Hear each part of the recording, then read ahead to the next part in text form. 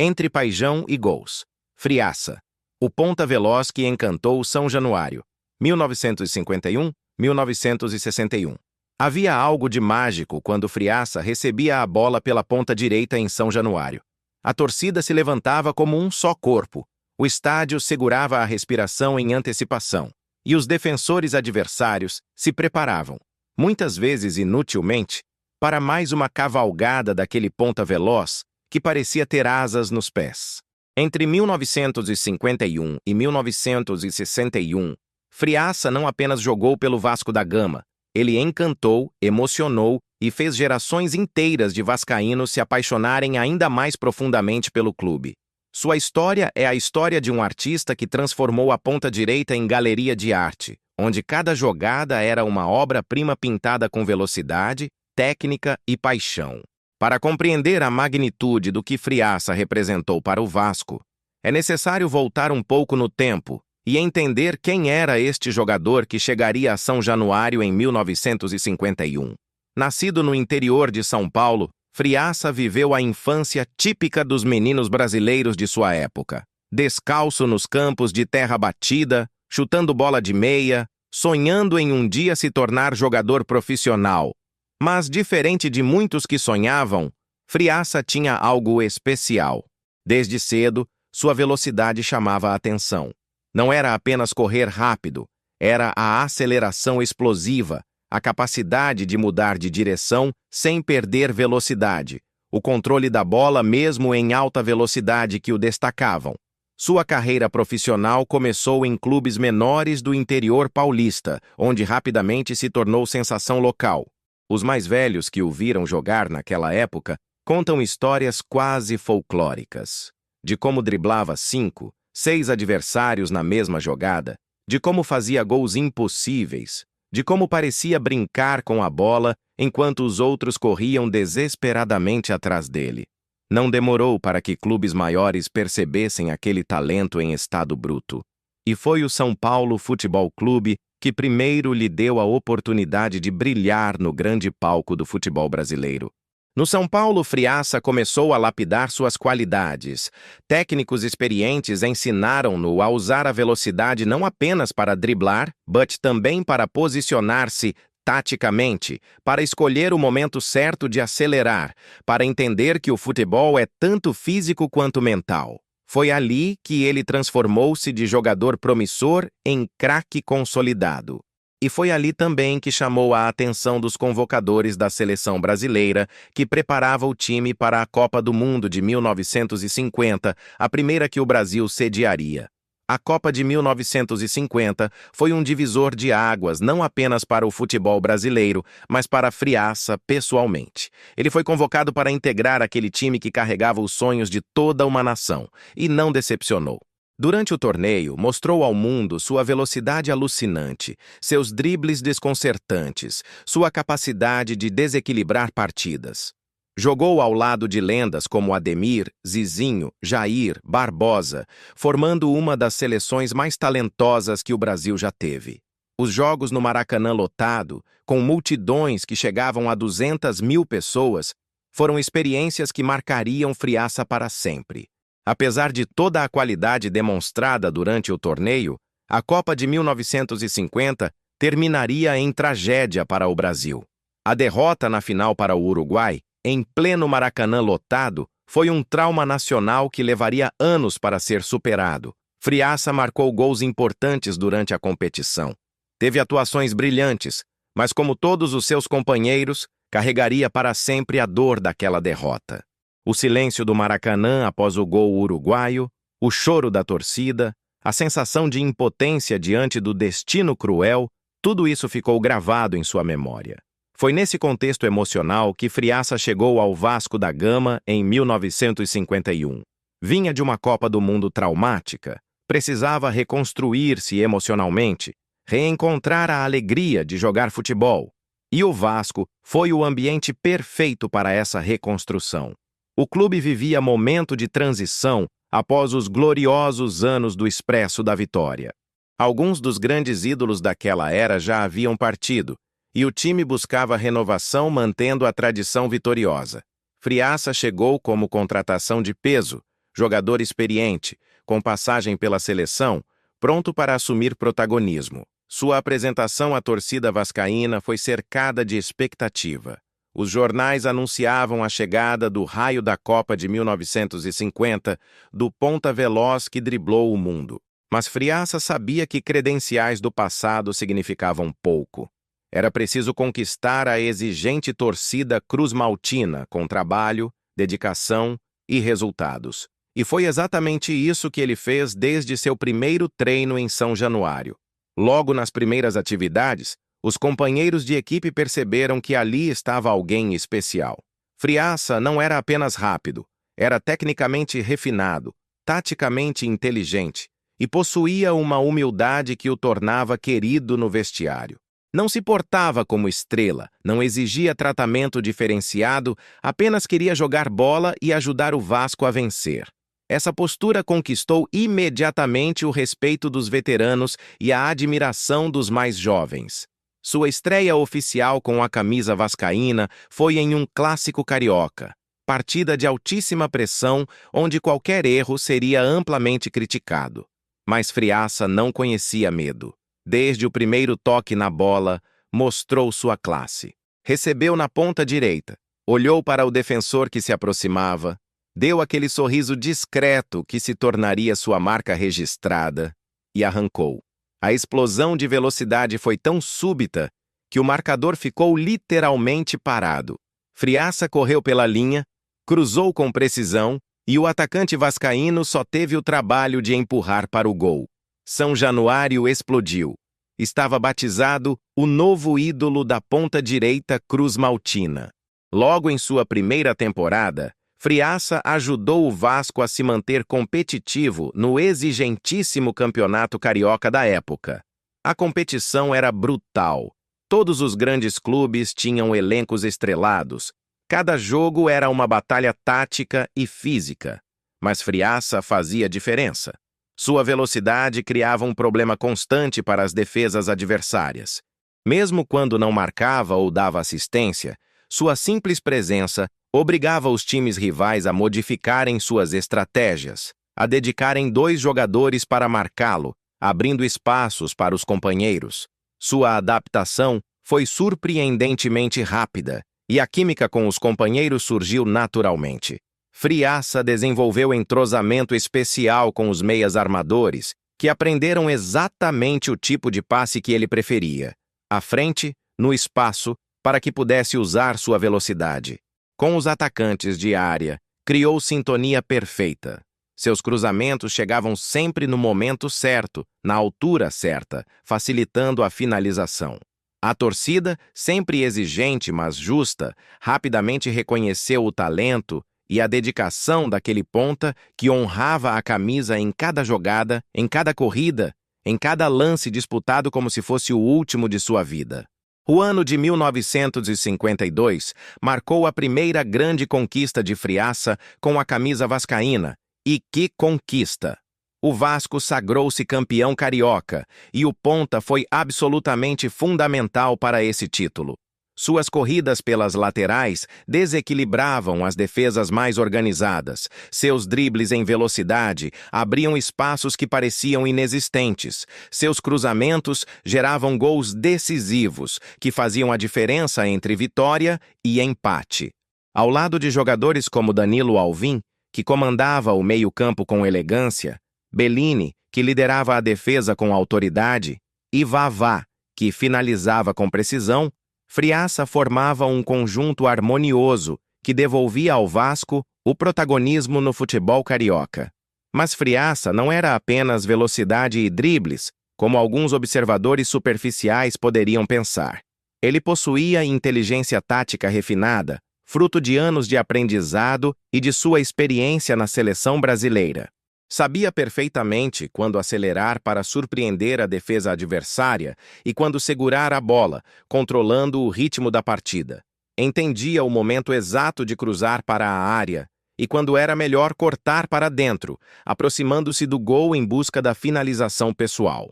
Essa versatilidade o tornava completamente imprevisível e, consequentemente, ainda mais perigoso. Os técnicos adversários gastavam horas em pranchetas planejando como neutralizá-lo, desenvolvendo estratégias elaboradas, mas poucas vezes obtinham sucesso completo.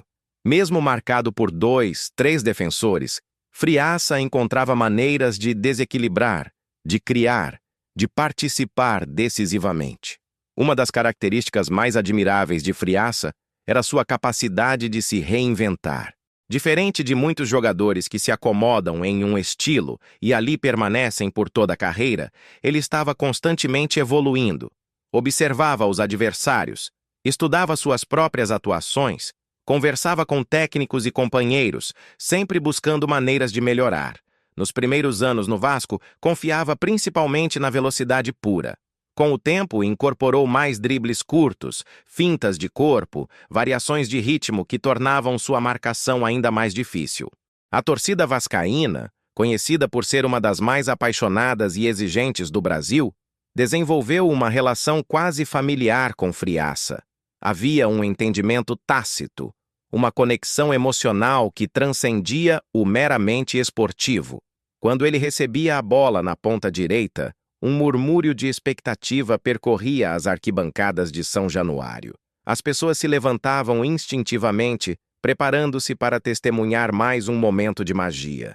E Friaça raramente decepcionava. Mesmo nas partidas mais difíceis, mesmo quando tudo parecia perdido, ele encontrava forças para aquela arrancada especial, aquele drible impossível, aquele cruzamento milimétrico que mudava o destino do jogo. Os anos intermediários de sua passagem pelo Vasco, entre 1953 e 1955, foram de consolidação. Friaça já não era mais o novato que precisava provar valor. Era ídolo estabelecido, referência técnica, líder dentro de campo. Sua influência no vestiário crescia constantemente. Os mais jovens o procuravam para conselhos, os veteranos respeitavam sua opinião, os técnicos confiavam em sua leitura de jogo. Ele havia se tornado mais que um grande jogador. Era uma instituição dentro da instituição Vasco da Gama. Nesse período, o futebol brasileiro vivia momento de transformação. O profissionalismo se consolidava, os métodos de treinamento evoluíam, a preparação física ganhava importância. Friaça, sempre atento às novidades, adaptava-se rapidamente. Passou a cuidar ainda melhor do corpo, a fazer trabalhos específicos de velocidade e resistência, a estudar nutrição antes mesmo que isso se popularizasse entre os jogadores.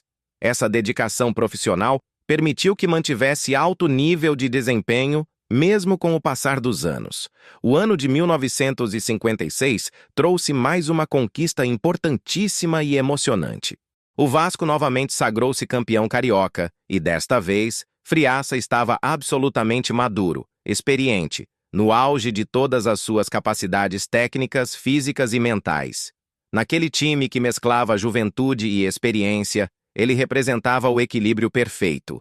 Era o veterano que orientava os mais jovens com paciência e sabedoria, o líder que puxava o grupo nos momentos difíceis com sua garra e determinação, o craque que resolvia quando nada mais funcionava e a partida parecia perdida.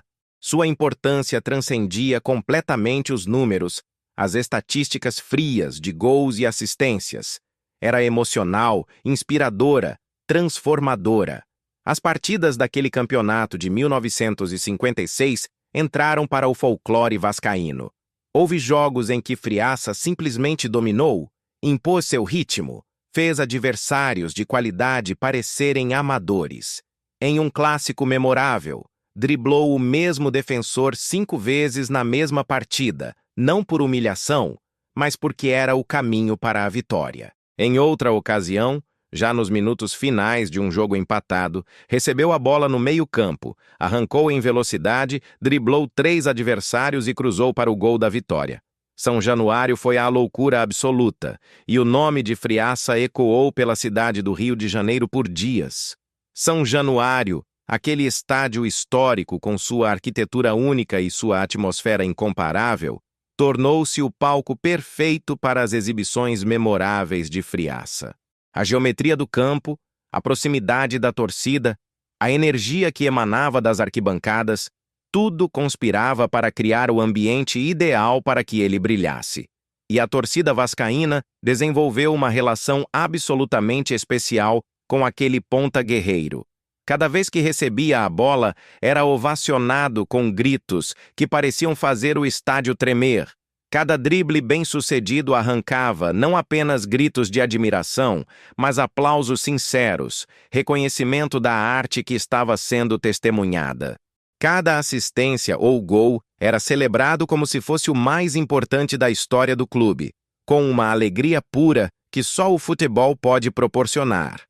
Essa conexão profunda e genuína entre jogador e torcida é exatamente o que cria verdadeiros ídolos. Aqueles que permanecem no coração dos torcedores mesmo décadas após pendurar as chuteiras. Com o passar dos anos, à medida que a idade avançava naturalmente e a velocidade pura, inevitavelmente, começava a diminuir, Friaça continuou sendo peça absolutamente importante e decisiva no esquema vascaíno.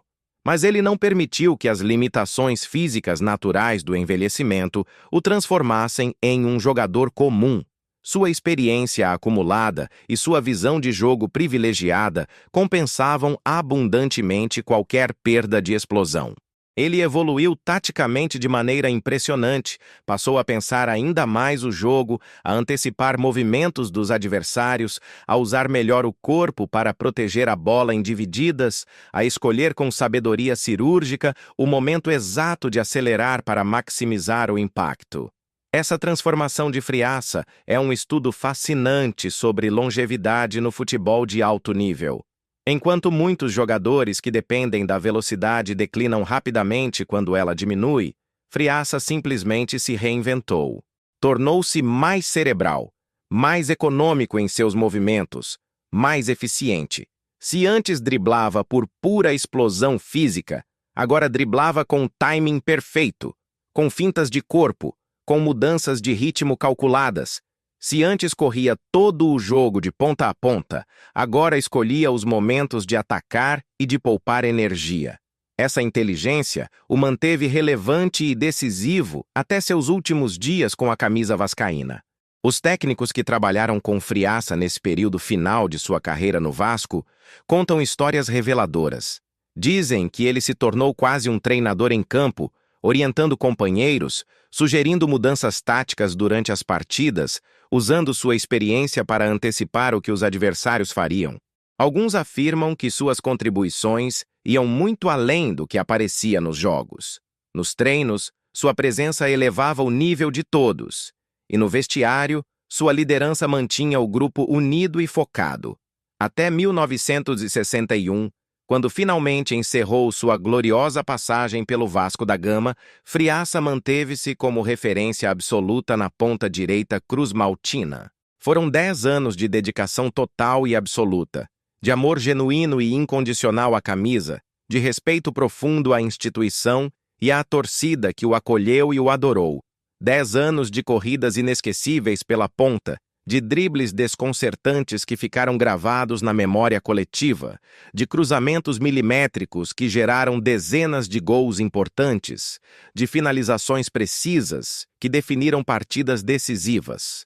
10 anos construindo um legado monumental que o tempo jamais apagaria, que permaneceria vivo na memória dos que o viram e nas histórias contadas às novas gerações. A despedida de Friaça de São Januário foi um momento de profunda emoção. Jogadores experientes choraram abertamente. Torcedores que o acompanharam por uma década sentiram como se perdessem um membro da família. Dirigentes reconheciam que ali se encerrava uma era gloriosa. Em sua última partida, o estádio inteiro se levantou para uma ovação que durou vários minutos. Friaça, sempre humilde, tentou conter as lágrimas, mas a emoção era grande demais.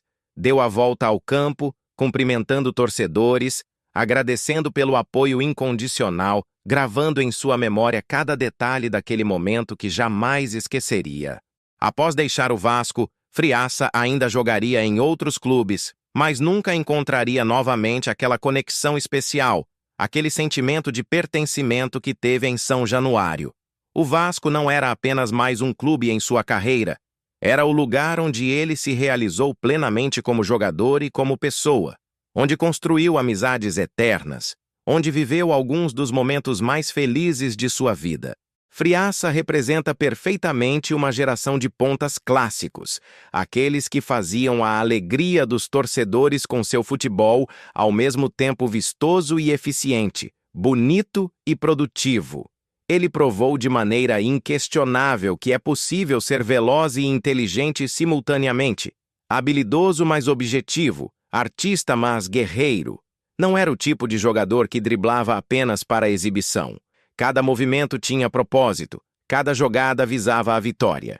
Mas, ao mesmo tempo, tinha a capacidade de emocionar, de fazer as pessoas se levantarem das cadeiras, de proporcionar momentos de pura beleza e alegria.